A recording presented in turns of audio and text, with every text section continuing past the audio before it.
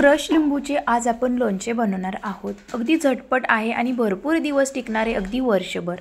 तर खूप सोपी रेसिपी आहे, व्हिडिओ शेवटपर्यंत नक्की बघा। चला मग आता आपण क्रश लिंबूचे लोणचे बनवूया। तर इथे मी 5 ते 6 लिंबू घेतलेले आहेत। तर लोणचं बनवण्यासाठी आपल्याला इथे फ्रेश लिंबू वापरायचे आहेत।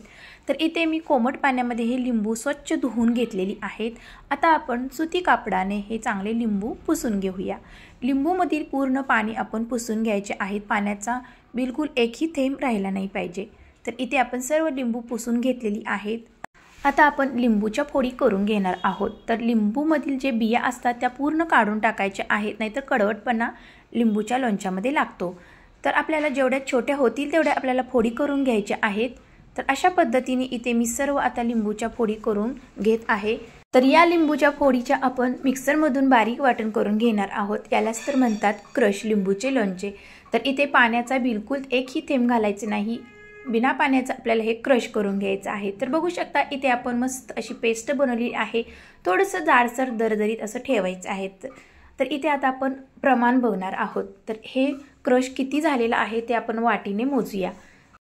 तर इथे आपण गुळाचा वापर करणार आहोत आणि साखरेचाही वापर करणार आहोत। जर तुम्हाला साखर किंवा गुळ यापैकी एक कोणतेही घालायचं असेल तर तुम्ही घालू शकता। तर इथे 1 वाटी भरून क्रश झालेला आहे। तर 1 वाटी मी इथे गुळ घेतलेला आहे आणि अर्धी वाटी इथे छोटीशी मी साखर घेतलेली आहे। दोन्हीही मी वापरणार आहे।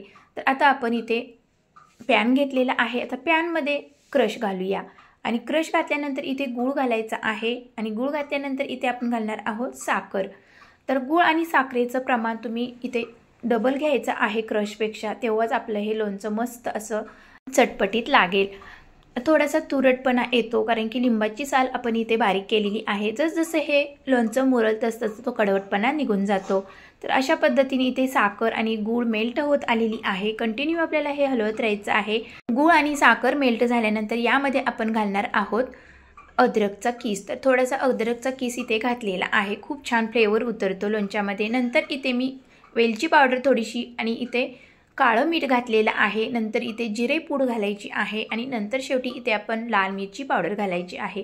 तर लाल मिरची पावडरचा वापर तुम्ही तुमच्या आवडीप्रमाणे करू शकता। तर हे सर्व घातल्यानंतर आपण आता हे मिक्स करून घेऊया। तर इथे आपल्याला एक तारी पाक बनवायचा आहे। तर चिकट झाला की समजावे आपले हे लोणचे तयार झालेले आहे। तर हे कंटिन्यू हलवत आल्यानंतर घट्टपणा येतो। तर बोटामध्ये असं चेक करायचं आहे। चिकटपणा आला की गॅसची फ्लेम बंद करायची आहे। तर यापुढे जास्त नेऊ नका, नाहीतर ते एकदम कडक होईल लोणचं। तर अशा पद्धतीने येथे आपले थंड करायला ठेवून देऊया। तर बघू शकता अशा पद्धतीने ही कन्सिस्टन्सी झालेली आहे। मस्त असं हे लोणचं आपलं तयार झालेलं आहे। थंड झाल्यावरती कन्सिस्टन्सी तुम्ही पाहू शकता।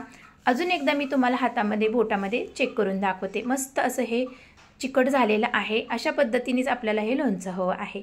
तर इथे मी स्वच्छ धुवून एकदम पुसून ही भरणी घेतलेली आहे आणि त्या भरणीमध्ये हे क्रश लोणचे भरलेले आहे। तर पाण्याचा बिलकुल हात लावू नका, नाहीतर लोणचे खराब होऊ शकते।